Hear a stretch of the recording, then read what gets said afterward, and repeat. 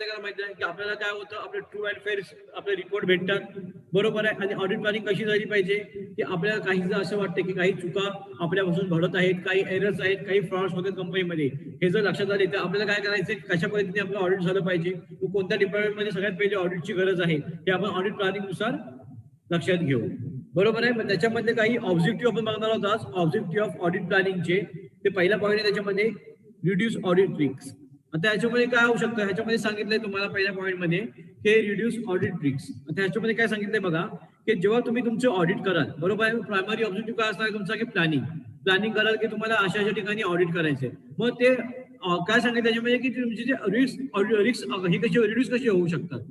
मग कशा पद्धतीने तुमचे रिस्क रिड्यूस होणार आहेत, की तुमचे जे इन्व्हेस्टर आहेत ते तुमचे ऑडिट बघून काय तुमच्यामध्ये सहभाग होणार आहे, बरोबर. त्याच्यापासून तुम्हाला हेल्प काय भेटणार आहे, की तुमची स्टेटमेंट ट्रू अँड फेअर होईल. म्हणजे हे सर्वात इम्पॉर्टंट महत्वाचा उद्देश आहे याच्यामध्ये, की तुमचे जे ऑडिट रिपोर्ट आहे त्याच्यामध्ये जे येणारे रिस्क आहे तुम्ही ऑडिट रिपोर्टद्वारे तुम्ही काय करू शकता, ते काढून टाकू शकता. म्हणजे ऑडिट हे ह्याच्यासाठी सांगितलं की तेव्हा जेव्हा तुम्ही प्रायमरी प्लॅनिंग कराल सगळ्यात पहिले तुमचे स्टेटमेंट तुम्ही काय करायचे आहेत, शो करायचे आहेत, बरोबर आहे. त्याच्यामध्ये काय होणार आहे, तुमचं जी प्लॅनिंग आहे म्हणजे फ्युचरसाठी तुमची जी स्टेटमेंट आहे ते तुमचे कसे असणार आहेत, क्लिअर असणार आहेत, बरोबर आहे. आणि त्याचा फायदा तुम्हाला फ्युचरला होऊ शकतो. आफ्टर दॅट नेक्स्ट पॉईंट काय आहे, balancing cost and benefit of audit. आता ह्याच्यामध्ये काय सांगितलं की balancing cost and benefit of audit मध्ये हे तुम्हाला तुमच्या एक्झॅक्ट ओल्ड मशिनरीची किंवा तुमच्या जी तुम्ही नवीन मशिनरी जेव्हा बाय कराल तुमच्या स्टेटमेंट मध्ये तुम्हाला सांगणार आहे. म्हणजेच काय, की तुमचं बॅलन्सिंग कॉस्ट किती आहे, तुम्हाला काय त्याचं बेनिफिट आहे.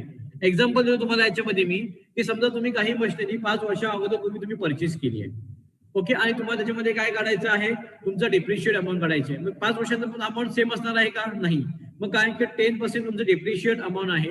मग तुम्हाला समजेल की आता त्या मशिनरीची प्राइस आहे 5 लाख रुपीज, ओके, जेव्हा तुम्ही विकत घेतली आणि जेव्हा तुम्ही ती डिप्रिशिएट कराल, बरोबर आहे, तेव्हा किती जाणार आहे त्याचे 5 किती 25,000, बरोबर आहे. म्हणजेच काय की तुमची 25,000 अमाऊंट लेस करून म्हणजे पर इयर 5,000 अमाऊंट लेस करून त्याची अमाऊंट काय होणार आहे, डिप्रिशिएट होणार आहे, बरोबर आहे. मग हे सांगितलं याच्यामध्ये की तुमची बॅलन्सिंग कॉस्ट आणि बेनिफिट तुम्हाला समजेल की जेव्हा तुम्ही ती मशिनरी सेल आउट कराल किंवा त्या मशिनरीची प्राइस आताच्या स्थितीला किती आहे हे तुम्हाला कधी समजणार आहे, जेव्हा तुम्ही अमाऊंट डेप्रिशिएट कराल. आणि समजा एखाद्याने ह्याच्यामध्ये काय गडबड केली तर तुम्हाला ते ऑडिट रिपोर्टद्वारे काय करू शकतात, तुमच्या ते लक्षात येऊ शकतं, बरोबर आहे. किंवा असं पण सांगेन मी की समजा आपली न्यू मशिनरी सांगायची, आम्ही ओल्ड मशिनरी सुद्धा काय केली आहे, परचेस केली आहे.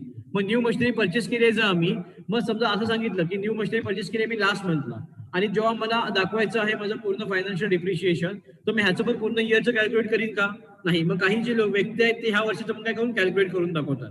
मग हे ह्याच्यामध्ये काय होतं की जेव्हा आपली ऑडिट प्लॅनिंग व्यवस्थित होते ना, तेव्हा आपल्याला हे समजा लक्षात येतं की आम्हाला कशा ठिकाणी कशी ऑडिट करायची आहे, त्याचे बेनिफिट काय असू शकतात. मग एखादी बॅलन्सिंग फिगर आम्हाला प्रॉपर दाखवते का, हे आपल्याला काय येणार आहे, लक्षात येणार आहे. त्यानंतरचा जो पॉईंट आहे आपला आयडेंटिफाईंग द टायमिंग.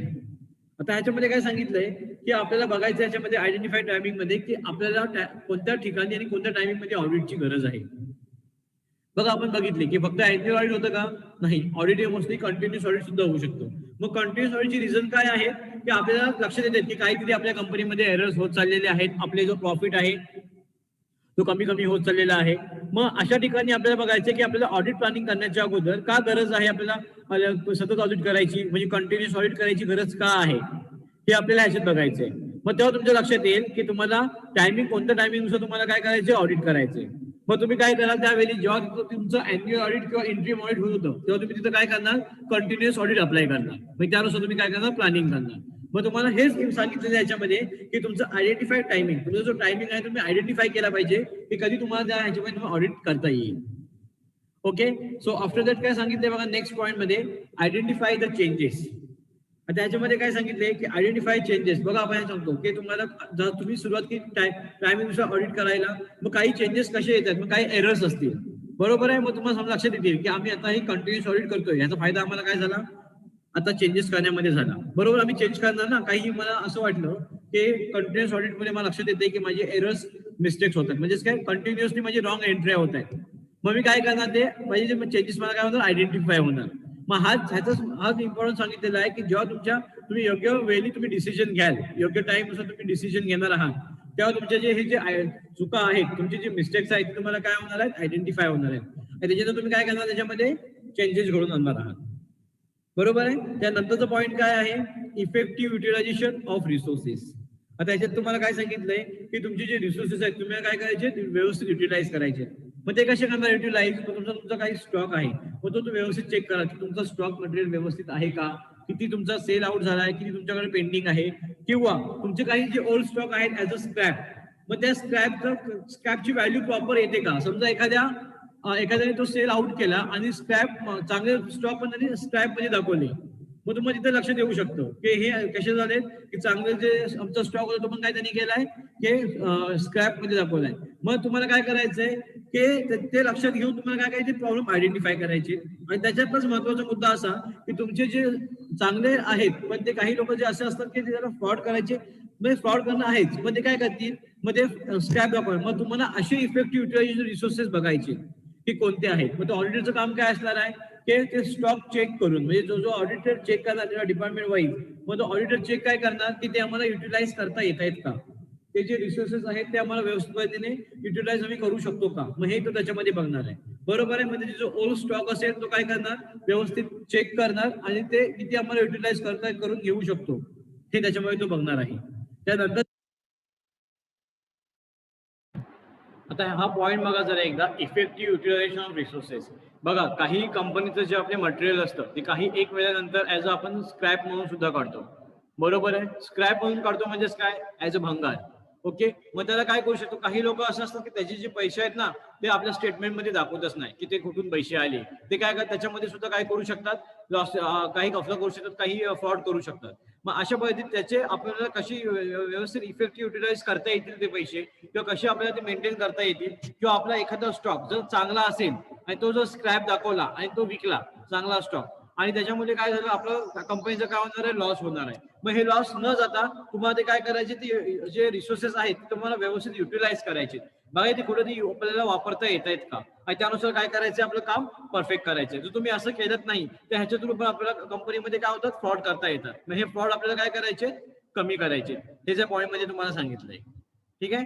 नेक्स्ट बघा काय जो पॉईंट आहे next, ensure flow of audit work.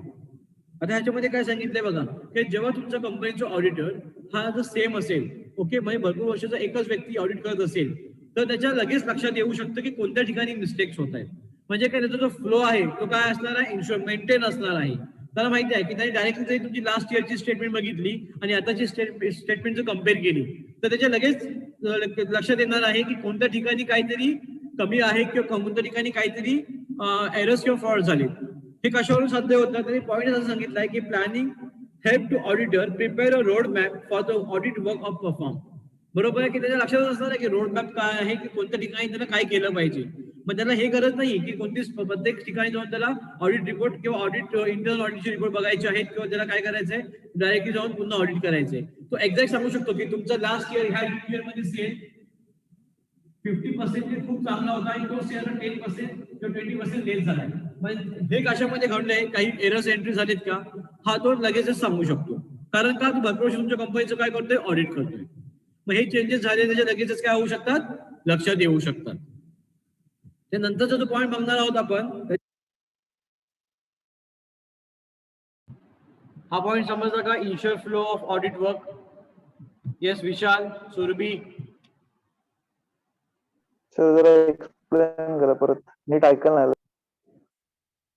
ठीक आहे. Ensure flow of audit work म्हणजेच काय बघा, की जेव्हा तुमचा एखाद्या कंपनीचा ओल ऑडिटर असतो, बरोबर आहे. ओल ऑडिटरचं काम, ऑडिटरला माहिती असतं की तुमचे स्टेटमेंट काय आहेत. त्यांनी आतापर्यंत तुमचे जेवढ्या वर्षाचे रेकॉर्ड बघितले त्याला लगेच लक्षात येईल की ह्या ठिकाणी एवढं आतापर्यंत मी एवढा कंपनीचा रिपोर्ट चेक करतोय, ह्या स्टेटमेंटमध्ये एवढा मला फरक का जाणवतोय. हा फरक तिथे लगेच लक्षात येणार आहे.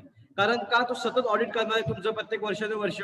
मग हे वर्ष काही फ्रॉड झाले असतील काही ठिकाणी, तर लगेच तो ओळखून काढेल. त्याला इन डीप जायची गरज नाहीये की कोणत्या ठिकाणी फ्रॉड एक्झॅक्ट झाले, कोणती स्टेटमेंट. जे स्टेटमेंट तो दरवर्षी बघतोय की या स्टेटमेंटचा सेल एवढा झालेला पाहिजे, बरोबर. इथं प्रॉफिट एवढं या डिव्हिजनचं प्रॉफिट एवढं झालेलं पाहिजे. मग ह्या डिव्हिजन आज एवढा लॉस का दिसतोय, मग हे लॉस लगेच लक्षात येऊ शकतो. म्हणजे काय की दररोज तुमचं सतत करणारा जो ऑडिटर ऑडिट करणारा आहे, त्याच्यात समजा काही अचानक चेंजेस तुमच्या याच्यामध्ये घडतायत, तुमच्या कंपनीमध्ये एक्झॅक्ट काही असे चेंजेस घडतायत, ते लगेच लक्षात येतील. लक्षात काय येणार आहे, कारण तो आपला जो इश्युअर आहे तो एकच ऑडिटर असणार आहे, जो प्रत्येक वर्षी आपला ऑडिट करतोय. मग त्याला माहिती असणार आहे ना की ऑडिट करते म्हणजे आता ह्या ठिकाणी एवढं कंपनीचं एवढं स्टेटमेंट आहे, ह्या कंपनीची एवढी स्ट्रेंथ आहे या की खरंच खूप छान करते कंपनी आणि अचानक कंपनीचा एवढा लॉस झालाय, मग ह्या लॉसचं रिझन त्याला लगेच फाईन करता येऊ शकतं. समजलं का? येस सर, आलं लक्षात.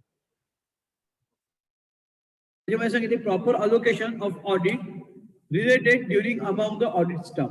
आता ह्याच्यामध्ये काय सांगितलंय की तुमचं वर्क स्टाफ जे आहे, वर्क अलोकेशन जे आहे ते तुम्ही प्रॉपर केलं पाहिजे. म्हणजेच काय की व्यवस्थित प्लॅनिंग तुम्ही काय केलं पाहिजे, वर्क अलोकेशन केलं पाहिजे. जसं तुम्हाला मागाशी सांगितलं की ऑडिट रिपोर्ट करण्याच्या अगोदर तो काय बघेल की त्याचे स्टॉक किती आहेत. पण जो प्रत्येक ठिकाणी प्रत्येक डिव्हिजन मध्ये ऑडिट रिपोर्ट जो करणारा असेल, मग त्या ऑडिट रिपोर्ट करण्याचं काय असेल, वेगवेगळे व्यक्ती जे असतील. समजा एखादी टीम येते, चार जणांची एक टीम आहे, मग तो एखादा मेंबर लीड करणारा जो मेंबर असेल तो सांगेल की तुम्हाला ह्या डिपार्टमेंट अलोकेट करायचं आहे, तिथे रिपोर्ट तुम्हाला तयार करायचे आहे. मग तुम्हाला काय करणार आहे, व्यवस्थित त्यानुसार तुम्हाला काय रिपोर्ट तुम्ही काय करा, तयार करा. म्हणजे हे सांगितलंय की तुमची जो प्लॅनिंग व्यवस्थित असेल तर तुम्हाला लक्षात येईल की आपण प्लॅनिंग करून काय करतो, ऑडिट करतो, एक स्वरूप तयार करतो. बरोबर आहे की आपण बघणार त्याच्यामध्ये की कशा प्रकारे आपलं ऑडिट झालं पाहिजे किंवा त्याच्यामध्ये काय इम्पॉर्टंट आहे. मग हे आपल्याला कधी लक्षात येईल, जेव्हा तुमची प्लॅनिंग काय असेल, व्यवस्थित असेल. मग आणि तो वेल एक्सपिरियन्स सुद्धा असेल. ह्याच्यामध्ये काय होऊ शकतं की एखाद्याला आपण काम अलोकेट करतोय, मग हा त्याला एक्सपिरियन्स आहे का हे आपल्याला माहिती असणं गरजेचं आहे आपल्याला. ठीक आहे. त्यानंतरचा जो पॉईंट आहे next, scheduling for timely reporting. तर ह्याच्यामध्ये काय सांगितलंय तुम्हाला की तुम्हाला काय करायचंय, टाइमली रिपोर्ट शेड्यूल बनवायचे की तुम्ही प्रत्येक ठिकाणी कशी तुम्ही रिपोर्ट सादर करू शकता. जसं तुम्हाला मी सांगितलं की मी सकाळच्या वेळेमध्ये 10 ते 12च्या वेळेमध्ये मी माझं एक डिव्हिजन काय करेन, ऑडिट करेन, त्यांचा रिपोर्ट तयार करेन. हे तुमच्या अगोदर प्लॅनिंग असणार आहे की 10 ते 12 मध्ये माझा हा एक डिव्हिजन कंप्लीट झाला पाहिजे. मग तो क्रेडिट तुमचा स्टॉक असू शकतो, बरोबर आहे, किंवा तुमचे वेगळे स्टेटमेंट सुद्धा असू शकतात. मग तुम्हाला ते बघून तुम्हाला काय करायचं, टाइमली रिपोर्ट तुम्हाला तिथं बनवून मेंटेन ठेवायची. मग हे कधी शक्य होणार आहे, जेव्हा तुमची प्लॅनिंग प्रॉपर असेल. बरोबर आहे. प्लॅनिंग जर प्रॉपर असेल तर त्यानुसार तुम्ही काय करू शकता, तुमचं जे वर्क आहे ते व्यवस्थित पद्धतीने तुम्ही काय करू शकता, पार पाडू शकता. आणि तुमचं शेड्यूल, त्या शेड्यूलनुसार तुम्ही काय करू शकता, तुम्ही वर्क करू शकता. नंतरचा जो पॉईंट आहे त्याच्यामध्ये तो आहे efficient organisation. Scheduling for timely reporting. ह्याच्यामध्ये काय सांगितलं मला, तुमचे जे शेड्यूल आहे त्या शेड्यूल प्रमाणे तुम्हाला रिपोर्ट आहे ते तुमची तयार करायची. बरोबर आहे. मग समजा तुम्ही सांगितलं की त्या डिव्हिजननुसार तुम्ही रिपोर्ट तयार करा आणि कोणत्या डिव्हिजनला रिपोर्ट टाइम लागत असेल तर तुमचं ऑडिट प्रोसेस खूप स्लो होणार आहे. बरोबर आहे. आणि तुम्ही त्या शेड्यूल तयार केले, तुम्ही जी प्लॅनिंग तयार केली, जी प्लॅनिंगनुसार तुम्ही काम करताय, तुम्ही शेड्यूल तुमचं व्यवस्थित पद्धतीने फॉलो करताय, तुमचे रिपोर्ट काय होऊ शकतात, टाइमली रिपोर्ट कम्प्लीट होऊ शकतात. हे त्याच्यामध्ये सांगितलंय. ठीक आहे. And management of audit process. आता ह्याच्यामध्ये काय सांगितलं तुम्हाला की तुमचं जे ऑर्गनायझेशन आहे, म्हणजे इफिशियंट जे वर्क करायचं तुम्हाला दर्शवलं पाहिजे. म्हणजेच काय, तर ह्याच्यामध्ये सांगितलं की planning is necessary done of enable auditor to proper organising manage and audit engagement so it is a perform effective and efficient manner. म्हणजेच काय की तुम्ही जेव्हा प्लॅनिंग करत असाल, मग त्या प्लॅनिंगनुसार तुमचं काय केलं पाहिजे, तुमचं वर्क झालं पाहिजे. म्हणजे तुमचं मॅनेजमेंट जे आहे त्या कामानुसार काय झालं पाहिजे, परफेक्टली झालं पाहिजे. बरोबर. जसं तुम्हाला सांगितलं की माझ्या अशा वेळेमध्ये माझं काय होणार, हे रिपोर्ट पूर्ण होणार आहे. मग हे पूर्ण रिपोर्ट झाल्याच्या नंतर मी ते काय करणार आहे, ह्या मॅनेजमेंटला सादर करणार आहे. बरोबर आहे. त्यानंतरचा जो पॉईंट आहे तो आहे no significant audit areas to be missed. आता याच्यामध्ये तुम्हाला काय सांगितलंय की ऑडिट प्रोग्राम जेव्हा तुम्ही तयार कराल, तो ऑडिट प्रोग्राम तयार करायच्या नंतर प्लॅनिंग करणार प्रत्येक जण की कोणत्या ठिकाणी तुम्हाला हे करायचं आहे, ऑडिट करायचं आहे. मग अशा ठिकाणी तुमचा कोणता एरिया मिस नाही झाला पाहिजे. तुम्हाला काय करायचंय, व्यवस्थित प्लॅनिंगनुसार ते काय करायचंय, तुम्हाला प्रत्येक डिव्हिजनला तुम्हाला काय करायचं, ऑडिट करायचंय. मग तुम्ही काय करणार, पहिले बघणार की ह्याच्यामध्ये किती डिव्हिजन आहेत, मग त्या डिव्हिजननुसार तुम्ही काय करणार, ते अलोकेट करणार. कसं अलोकेट करणार, जसं तुम्हाला मी सांगितलं की ज्याला वेल एक्सपिरियन्स आहे, बरोबर आहे, जो व्यवस्थित काम करतो त्याला काय करणार, त्यानुसार तुम्ही अलोकेट करणार. आणि त्याच्यामध्ये काय होणार आहे तुमचा की एक सुद्धा कोणताही भाग असेल, जो पार्ट असेल, तो मिस होणार नाही. मग तेच सांगितलं की no significant audit areas to be miss. कोणताही एरिया तुम्हाला मिस न करता ह्याच्यामध्ये तुम्हाला व्यवस्थित पद्धतीने काय करायचं आहे, काम करायचं आहे. ठीक आहे. सो हे पॉईंट आहे तुमचे ऑडिट प्लॅनिंगचे. ह्याच्यामध्ये कोणता समजला आहे नाही? ठीक आहे. हे तुमचे पॉईंट झाले ऑडिट प्लॅनिंगचे. आता आपण नेक्स्ट पार्ट याच्या पुढचा बघणार आहोत. कनेक्टेड राहा. ओके. तो आपला नेक्स्ट जो आपला पॉईंट मी तुमचा घेणार आहे, तो पॉईंट तुमचा factor to be consider in audit planning. Okay, कोणते कोणते फॅक्टर्स आहेत, म्हणजे थोडक्यात त्याचे बेनिफिट आहेत ते कोणते बेनिफिट आहेत की ते आपण ऑडिट फायलिंग मध्ये कन्सिडर केले पाहिजे. तर त्याच्यामध्ये पहिला पॉईंट जो आपला आहे, purpose and types of audit. आता लक्षात घ्यायचं की आपण जेव्हा ऑडिट करतो, बरोबर आहे, ऑडिट करण्याचे रिझन काय असतं विशाल? कारण आपल्याला माहिती असतं की आपण ऑडिट एक पर्पजसाठी करतोय, जेणेकरून आमची कंपनीची स्ट्रेंथ किंवा आमची कंपनीची विकनेस काय आहे, आमच्या कंपनीला प्रॉफिट किती होते, लॉस किती होते, आमचं टार्गेट कम्प्लीट झालंय की नाही, किंवा काही फ्लॉस अँड एरर्स आहेत का, हे आपण चेक करण्यासाठी काय करतो, ऑडिट करतो. बरोबर है, फिर हमें ऑडिट से ये मालूम पड़ता है कि हमें क्या करना चाहिए कि हम अगर हमारा ऑडिट परफेक्ट रहेगा तो आपला जो ऑडिट करायचा जो पूर्ण इरादा असेल तो काय होईल, साध्य होईल. म्हणजेच की आपलं पर्पज साध्य होईल. आपल्या ऑडिटिंग मध्ये समजा लक्षात आले की आपले एरर्स झालेले होते आणि ते एरर्स आपले सुधारले आपण, ते आपल्याला आपलं काय होईल, आपलं पर्पज पूर्ण होऊ शकतो ऑडिट करण्याचा. मग हे सांगितलं तुम्हाला की ऑडिट करण्याचा तुमचा जो पर्पज असेल, तुमचे ऑडिटिंग टेक्निक्स जे तुम्हाला माहिती असतील त्यानुसार तुम्ही जर ऑडिट व्यवस्थित पद्धतीने झाले आणि तुमचे चुका लक्षात आल्या, तुम्हाला फ्रॉड शोधून भेटली, काही तुमचे जे सेल्स एक्झॅक्ट सेल्स टार्गेट किती आहे, मग त्याच्यामुळे तुमचं इंट्रीम ऑडिट असेल, बरोबर, कंटिन्युअस ऑडिट असेल किंवा अॅन्युअली ऑडिट असेल, मग ज्या वेळेस तुम्ही ऑडिट करणार आहात त्याचं तुमचं जर साध्य झालं तर काय होऊ शकतं, तुम्हाला फ्युचरला तुमची कंपनीची चांगली ग्रोथ होऊ शकते आणि तो पर्पज साध्य होण्यासाठी काय होऊ शकतं, आपलं हेल्प होऊ शकते. हे त्याच्यामध्ये सांगितले. आणि काय सांगितलं की आपण जी स्ट्रॅटेजी बनवली आहे, ठीक आहे, समजा मी सांगितलं की माझ्या कंपनीचं टार्गेट असेल की मी वर्षाला जास्तीत जास्त 5 लाख युनिट सेल करीन माझे एक प्रोडक्टचे, तर आपल्याला ते ऑडिटद्वारे समजतं की माझी युनिट्स किती सेल झाले. ओके, आणि जर माझी स्ट्रॅटेजी खरंच बरोबर फॉलो होते मी केलेली, तर मी काय होणार आहे, त्याच्यात सक्सेसफुल होणार आहे आणि माझा बिझनेस खूप मोठ्यापर्यंत काय अचीव्ह होऊ शकतो. बरोबर आहे, त्याचं टार्गेट अचीव्ह होणार आहे, काही इन्व्हेस्टर त्याच्यामध्ये येतील. जर मग त्याचं, आणि हे कधी कळतं आपल्याला, जेव्हा आपलं ऑडिट प्लॅनिंग आणि ऑडिट आपलं करू ते व्यवस्थित असेल, म्हणजे त्याचा पर्पज काय होईल, साध्य झालेला असेल. ठीक आहे, त्यानंतर जो पॉईंट सांगितला आपल्याला तो आहे लिमिटेशन ऑफ ऑडिट एंगेजमेंट. त्याच्यामुळे तुम्हाला काय सांगितलंय की अभि प्रत्येक स्टेप ही डिफरंट आहे. बरोबर आहे, ह्याच्यामधून कोणतीही स्टेप मिस न करता, समजा एखाद्या ऑडिटरने ऑडिट केलं आणि ऑडिट करून तो निघून गेला, मग लक्षात आलं की नाही आम्हाला आमच्या ह्या डिव्हिजन मध्ये सुद्धा ऑडिट करायचं होतं, मग अशा ठिकाणी तुम्हाला कोणतीही स्टेप मिस नाही करायची आहे, जेणेकरून काय होईल की तुमची अवेलेबिलिटी ऑफ रिसोर्सेस, तुमची डॉक्युमेंट्स हे व्यवस्थित पद्धतीने काय असले पाहिजे, अरेंज असले पाहिजे. आणि ते जर अरेंज असतील तर तुमचं काय होणार आहे, ऑडिट रिपोर्ट व्यवस्थितपणे काय होणार आहे, कम्प्लीट होणार आहे. ठीक आहे, त्यानंतरचा जो पॉईंट आहे, changes in business environment of client. त्याच्यामध्ये काय सांगितलंय की बघा, आता बिझनेस मध्ये खूप सारे चेंजेस होत राहतात, तुम्हाला माहिती असेल की डेली बेसिसवरती नवीन प्रोडक्ट येत राहतात. बरोबर आहे, किंवा तुमच्या ऑडिट प्लॅनिंग मध्ये सुद्धा पहिले काय करायचे लोक की आपला माल सेल झाला, आपला स्टॉक आपल्या ह्याच्या इथून आउट झाला की काय करायचे, प्रॉफिट एंट्री मारून टाकायची, मग काय प्रॉफिट असेल काय लॉस असेल. मग आता काय झालंय, एन्व्हायरमेंट चेंजेस झालं म्हणून खूप सारे कॉम्पिटिशन निर्माण झाले. लोक काय करतात, आपला स्टॉक घेतात पण काय सांगतात की आम्ही तुमचा स्टॉक विकल्यानंतर किंवा सेल केल्यानंतर आम्ही तुमचं काय असेल ते तुम्हाला त्याचे पैसे देऊ. म्हणजेच काय होऊ शकतं की इथे तुमची जी रिसिप्ट येणार आहे, इथे तुमचं जे पेमेंट येणार आहे त्याला खूप काळ लागू शकतो, खूप वेळ लागू शकतो. बरोबर आहे, मग अशी एंट्री करण्यासाठी कधी ती एंट्री राहू शकते, बरोबर आहे, काही मिस होऊ शकते. मग त्याच्यामुळे काय होऊ शकतं की ऑडिट आपण जे करणार आहोत, आपण ऑडिट प्लॅनिंग जी करणार आहोत त्या डिव्हिजनची, त्याला खूप उशीर होईल आणि उशीर झाल्यामुळे काय होऊ शकतं, तो ऑडिट आपल्याला खूप वेळानंतर भेटू शकतो. मग हे काही चेंजेस आहेत जे एन्व्हायरमेंट मध्ये घडतात, जेणेकरून त्याचा इम्पॅक्ट जो आहे तो आपल्या बिझनेसवरती होऊ शकतो. हे त्याच्यामध्ये सांगितलेलं आहे. त्यानंतर काय सांगितलेलं आहे, स्कोप ऑफ एंगेजमेंट. त्याच्यामध्ये तुम्हाला काय सांगितलं की कोणते स्कोप आहे जे तुम्ही केले पाहिजे. समजा काही रिपोर्टिंग तुमच्यापासून जर चुकीची झाली तर त्याचा तुम्हाला काय होऊ शकतो, लॉस होऊ शकतो. बरोबर आहे, म्हणजेच काय की त्याचा पर्पज साध्य झाला नाही, जर त्याच्यासाठी तुम्ही ऑडिट केलंय तर त्याचा काय फायदा होणार आहे का, नाही. मग तुमचं काय अगोदर स्कोप तर माहिती पाहिजे, स्वरूप माहिती पाहिजे, कोणत्या ठिकाणी तुम्हाला त्याचं ऑडिट करणं हे गरजेचं आहे. बरोबर आहे, मग तुमचं काही क्वेश्चन असतील, काही इन्व्हेस्टिगेट असतील, काही प्रॉब्लेम निर्माण झाले असतील, मग इन्व्हेस्टिगेशनला सुद्धा आपल्याला लक्षात यायला पाहिजे की जो इन्व्हेस्टिगेशन करणार आहे तर कुठल्या ठिकाणी आपला एरर्स आहे आणि तो एरर्स का झाला आहे ह्याचा आपल्याला त्याला पुरावा द्यायचा आहे. बरोबर, जर तुम्ही पुरावा तुम्हाला देता आला नाही, तो एव्हिडन्स तुम्हाला त्याला देता नाही आला तर तुम्हाला तिथं फ्रॉड साबित होऊ शकतो. ठीक आहे, नेक्स्ट पॉईंट जो तुमचा आहे तो आहे तुमचा accounting policy and significant changes. आता याच्यामध्ये काय सांगितलंय तुम्हाला की तुमची जी अकाउंटिंग पॉलिसी आहे, बरोबर, तुमची जी ऑडिट प्लॅनिंग आहे ती काय आहे, तुमच्या ऑडिट प्लॅनिंग नुसार तुमची काय झाली पाहिजे, तुमची ऑडिटिंग झाली पाहिजे. ओके, समजा तुम्ही आता विचार केलात की माझी ह्या शेड्युलिंगनी ह्या डेव्हलपमेंटनी माझी ऑडिटिंग झाली पाहिजे, ज्या तसं मी माझी ऑडिट प्लॅनिंग करून आलोय त्या शेड्युलनी रिपोर्ट सबमिट झाले पाहिजे.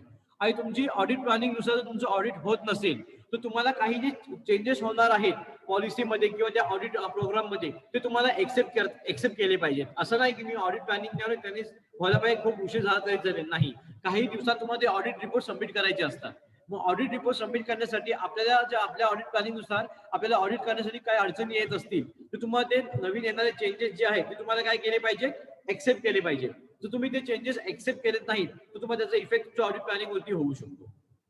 ठीक आहे. नंतरचा जो पॉईंट आहे त्याच्यामध्ये सांगितलं आपल्याला रिपोर्टिंग ऑब्जेक्टिव्ह. आणि ह्याच्यामध्ये काय सांगितलं की आपले जे ऑब्जेक्टिव्ह आहेत this is necessary for auditor in audit plan timing and nature communicate required.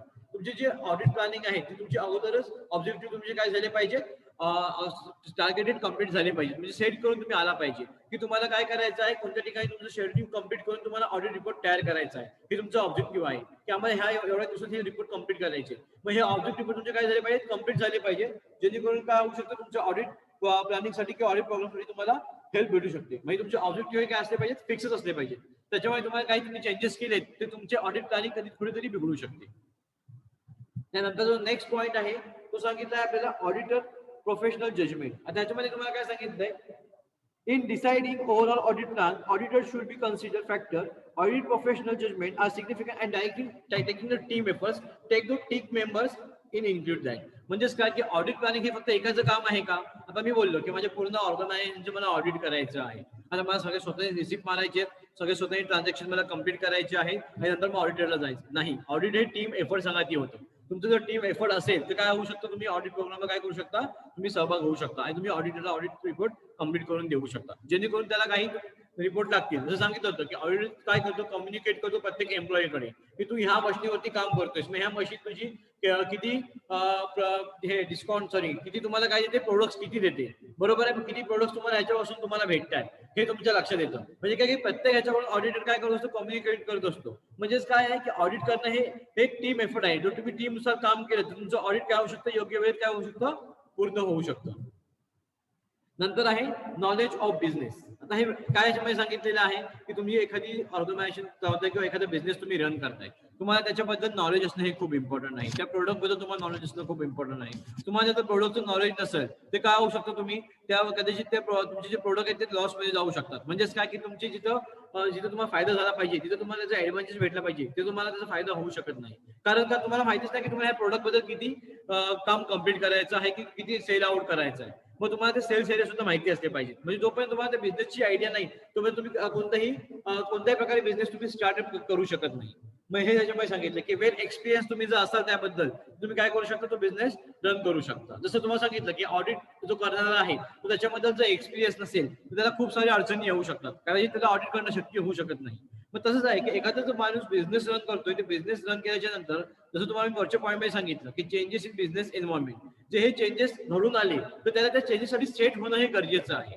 बरोबर, कारण का आतापर्यंत तो काय करायचा, फक्त सेल आउट करायचा, रिसिप्ट पेमेंट मारायचा आणि काय करायचं, आपले स्टेटमेंट तयार करायचा. पण जर अचानक हे चेंजेस निर्माण झाले, मार्केटमध्ये जर रिसेशन निर्माण झालं किंवा प्रॉब्लेम निर्माण झाला आणि त्याला असं सांगितलं की नंतर तुझे मी पैसे देऊ, मग ह्या टाइममध्ये त्यांनी काय केलं पाहिजे, कशी एंट्रीज मारली पाहिजे, त्याचं हे संपूर्ण नॉलेज कसं असलं पाहिजे, त्या बिझनेसमॅनला असणं गरजेचं आहे. ठीक आहे. त्यानंतरचा जो पॉईंट आहे types of audit evidence required for particular audit asserting. आता ह्याच्यामध्ये तुम्हाला काय सांगितलं की तुम्ही जे ऑडिट कराल, so evidence may be any type of internal और external audit, evidence of statement, documentation evidence and annual audit. ह्याच्यामध्ये तुम्हाला काय सांगितलं की तुम्ही कोणतेही ऑडिट करा, म्हणजे इंट्रीम असो, तुमचं अॅन्युअली असो, मग तुम्ही जे ऑडिट कराल त्याची एव्हिडन्स तुमच्याकडे असणे गरजेचे आहे.